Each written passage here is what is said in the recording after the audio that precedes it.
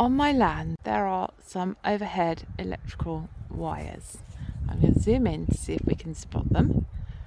There they are, and they cross over my hedgerow, as you can see.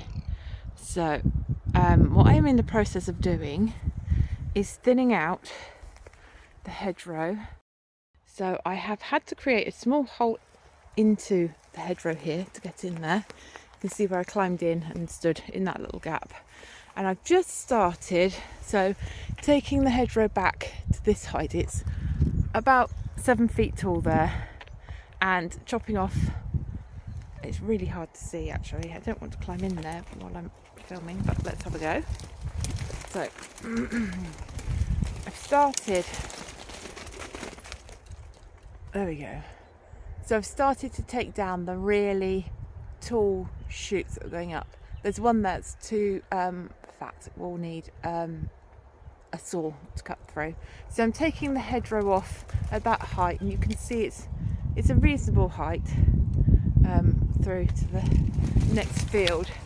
But what that will allow me to do is not worry about whether my hedgerow gets too big, too tall, and interferes with those power cables overhead.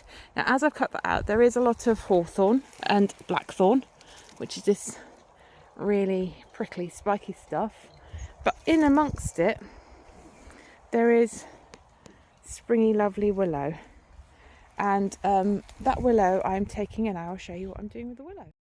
Is the very bottom of the flower farm. You can see where it changes from grass to the green manure I planted, and a lot of that has died back. So over the next month I will be creating beds in that and starting to plant out my plugs in March for the earliest cold tolerant ones. But all the way up both sides and the top, and maybe even the bottom, although it doesn't need it as much, I will be planting in windbreaks. And so I've got some of the lovely long willow branches I have harvested from the hedgerow, and I will cut off whips. So a new growth down to a point where there is a node, cut just below that, and then poke them into the ground. Some of them will take, some of them won't, and I'll have to keep topping it up, and it will take a while before they're a bushy windbreak, but that's my plan. Here you can see the first of the line that follows up the side of the flower farm, and then here I've set my string out to continue on, and the end of it's up there for the next section I'm going to do. But that is enough for today. Down here I have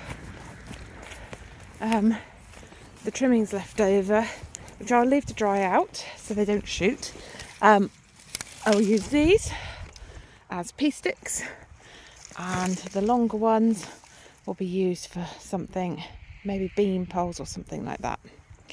Right, now Kevin, he keeps hopefully every time I walk in his direction slightly skipping over, because he thinks he's going to get some attention. Hello, baby boy. As he has finished eating. Right, I've got to get around this bog. Let's go up and around. Last job to do today before I go is to put down some more wood chips. So the ground, as you can see. There we go. Right, okay. Last job to do today is to put some more wood chips down here. It's been really wet and rainy again. You can see Kevin is not sinking, but it is quite wet here, so I will top those up after I've given them a bit of a hug and a cuddle. They want some attention. They have finished eating, so now they want my attention. And then I'm going to go home for a nice cup of tea. This Saturday, 24th of January, I will be live on Diva in the Dirt's channel. I hope to see you there. Also, thank you so much for watching to the end of the video. If you found the information on here helpful, please hit the like button. Think about subscribing for next time. Take care. Bye.